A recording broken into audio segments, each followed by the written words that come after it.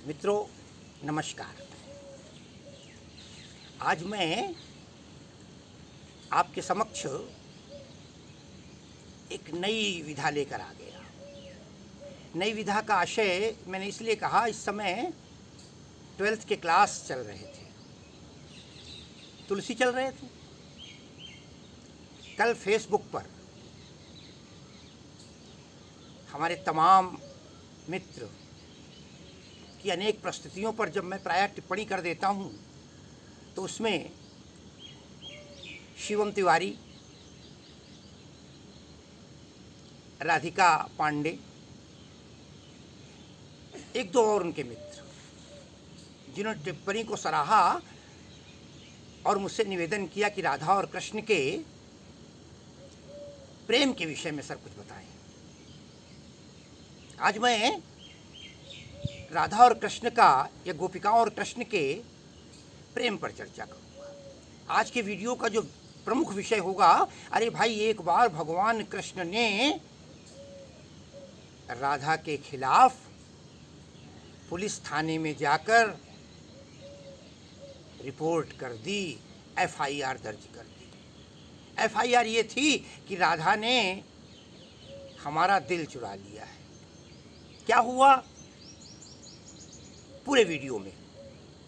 इससे पहले मैं उस पूरी छोटी सी कथा को लूँ, मैं राधा और कृष्ण के प्रेम, गोपिकाओं और कृष्ण के पवित्र प्रेम की एक दो झलक आपको देना चाहता हूँ। उस प्रसंग में जो एफआईआर हुई, ध्यान रखिएगा, यदि पूरा वीडियो नहीं सुनते हैं तो उसका आनंद 1% भी आपको नहीं मिलेगा। सारी गोपिकाओं ने एक बार कृष्ण पर संदेह उत्पन्न कर दिया, और वो संदेह ये था, एक ने कहा ये ईश्वर हैं, 16 कलाओं के अवतार हैं, योगेश्वर हैं। तब फिर इन्होंने सबको संसार को रूप प्रदान किया, अरे स्वयं क्यों काले हो गए।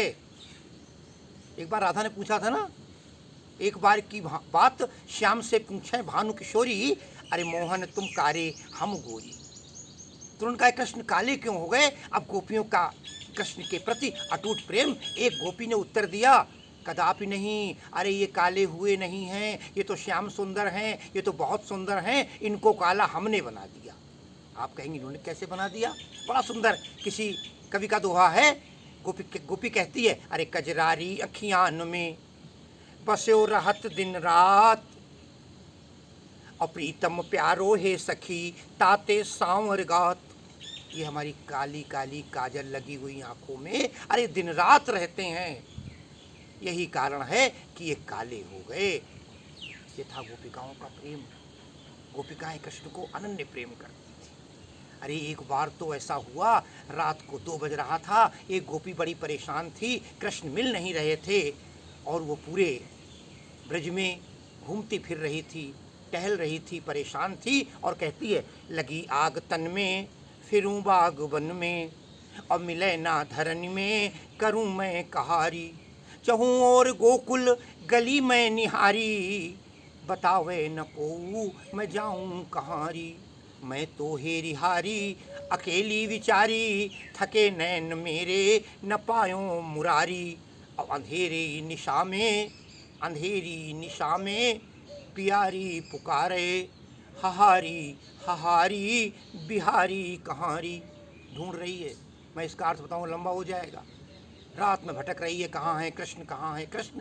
एक दूसरी गोपी जो तमाम लोक लज्जा के कारण घर से बाहर नहीं जा पाई थी, अपने आंगन में लेटी हुई कहारी बिहारी कहारी बिहारी कहारी की आवाज़ सुनी, वो वहीं से उत्तर देती है, जहाँ बागवारी निवारी चमेली, जहाँ फूल डालन तमालन तहारी, जहाँ धेनु ग्वालन चरे वृक्ष पालन, अरे नदी के प्रपालन बिलम्यो तहारी। वहीं से कहती है, अरे जहाँ घाट यमुना दही दान लागे, चली जा प्यारी बिहारी तहारी। कहती है जहाँ यमुना का घाट है कृष्ण वहाँ मिलेंगे। आपने देखा, ये गोपिकाओं का प्रेम था। आज कृष्ण के प्रेम की बात करते हैं, जिस बात को लेकर मैं आया हूँ। जब कृष्ण ने एक बार राधा के खिलाफ एफआईआर दर्ज कर दी, नामजद रिपोर्ट कर दी। किशोरावस्था का समय था, सारी गोपिकाएं खेल रचा रही थी। पहले गुड्डे गुड़िया के खेल हुआ करते थे, नाना प्रकार के घर घरौंदे हुआ करते थे। उस दिन सबने तय किया कि आज हम वो खेल खेलेंगे जिसमें थाना और कचहरी होगा।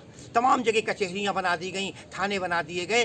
कौन कौन देखें आप, कोतवाल ललिता और विशाखा जमादार बनी। जमादार एक पद हुआ करता था साथियों पहले। कोतवाल ललिता यो विशाखा जमादार बनी और ब्रज के नगर कचहरी ठाव ठाव हो गई। कोतवाल ललिता हो गई, विशाखा को एक पद दे दिया गया और जगह जगह पर थाना उस समय नहीं कहते थे, कचहरी कहा करते थे। जगह जगह पंचायत तहसील लग गई, कई जगह बना दी गई। ब्रज के नगर कचहरी ठाव ठाव हो गई। और ही जेती सखी तेती सब लेखपाल, रिपोर्ट लिखने वाली, और ही जेती सखी तेती सब लेखपाल, इतय उतय धाय धाय जहाँ तहाँ बैठ गई। सब बैठ गई, थाना खुल गया, कचहरी खुल गई। कोई आए अपनी रिपोर्ट कराए, और रिपोर्ट कराने सबसे पहले कौन पहुंचता है? अरे बन फरियादी श्याम पूछे फरियाद आए। बन फरियादी, फरियादी कहते हैं अपनी रिपोर्ट लिखाने वाले को। अरे बन फरियादी श्याम किन्हीं फरियाद आए। कृष्ण ने आकर फरियाद की, नोट कराई, FIR लिखो। बोले क्या हुआ? बोले हाय मेरो राधिका चुराए चित्त ले गई। हाय मेरो राधिका चुराए चित्त ले गई। अरे राधा ने मेरा चित्त चुरा लिया, मन चुरा लिया, दिल चुरा लिया, चोरी हो गई। हे थानेदार, हे कोतवाल, मेरी रिपोर्ट लिखो। FIR लिखने से पहले भी कुछ जगह जांच होती है। उसने कहा क्या चोरी हो गया? दिल चोरी हो गया।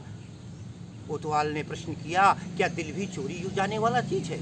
और फिर भाई साहब एक बात बता दें बेटा आप सबको, कि जब रिपोर्ट होती है 3 प्रकार की होती है। पहली रिपोर्ट वो होती है कि हमारे यहाँ ये सामान चोरी हो गया, सामान्य रिपोर्ट। दूसरी होती है हमको इन पर शक है, लोग डरते हैं किसी का नाम लिखाने में। और तीसरी रिपोर्ट होती है नामजद रिपोर्ट, कि इसी ने किया है। अब बताइए, यहाँ नामजद रिपोर्ट कर रहे हैं। बन फरियादी श्याम कीन्हीं फरियाद आए। हाय मेरो राधिका चुराए चित्त ले गई। कोतवाल ने प्रश्न कर दिया, अरे भाई चित्त चोरी हुआ है, दिल चोरी हुआ है, मन चोरी हुआ है, क्या मन कोई चोरी जाने वाली चीज़ है? बोले अरे मन चोरी जाने वाली चीज़ नहीं है। कैसे नहीं है? आप हमारी रिपोर्ट लिखिए। उसने कहा अगर तुम्हारा मन चोरी जाने वाली बात थी तो मन को भी अपने घर में रखना चाहिए। बोले घर में ही था। घर में था? कहाँ है घर? बोले तन के घर में। ये शरीर तो हमारा घर है, मन इसके अंदर से चोरी हुआ है, तन के गृह में। तो बोलिए एक काम करते, अरे एक आध बॉक्स ले लेते। आज के ज़माना लॉकर तो का था नहीं, बोलिए एक बक्सा खरीद लिया होता। तो उन्होंने कहा बक्से भी थे। बक्से भी थे? कहने हाँ कौन कौन से, कहाँ बक्सा था? बोले तन के गृह में, हमारे शरीर रूपी घर में, है ना। सुमति पिटारी में, सुमति हमारी जो बुद्धि है, मन जिससे संचालित होता है, यानी बुद्धि रूपी बक्सा रखा हुआ था। तन के गृह में सुमति पिटारी में। अरे बोलिए एक ताला लगा दिया होता। अरे बोले ताला भी लगा हुआ था।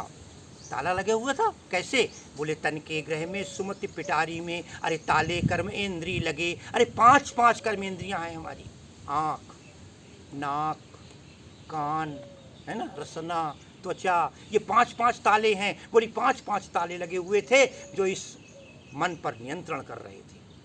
तन के गृह में सुमति पिटारी में। अरे ताले कर्म इंद्री लगे। बोले तो फिर एक काम करते, एक चौकीदार रख देते। अरे बोले एक चौकीदार की बात कर रही हो? 3 चौकीदार थे। तन के गृह में सुमति पिटारी में, ताले कर्म इंद्री लगे। बोले कौन कौन चौकीदार था? बोले जोग जप तप की बुद्धि सी हरी गई। जोग जप तप, योग तप और साधना जिनसे हम मन नियंत्रित करते हैं, उन्होंने कहा इनकी तीनों की बुद्धि हर गई जब राधा सामने आई। जोग जप तप की बुद्धि सी हरी गई।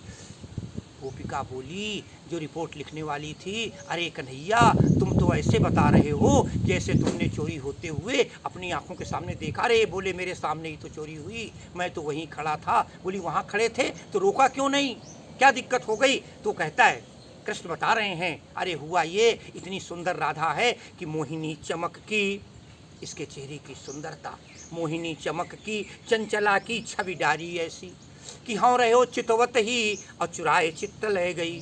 हाँ रहो चितवत ही, अरे इसने जब हमारी तरफ देखा तो हम अपनी पलक भी नहीं झपका पाए।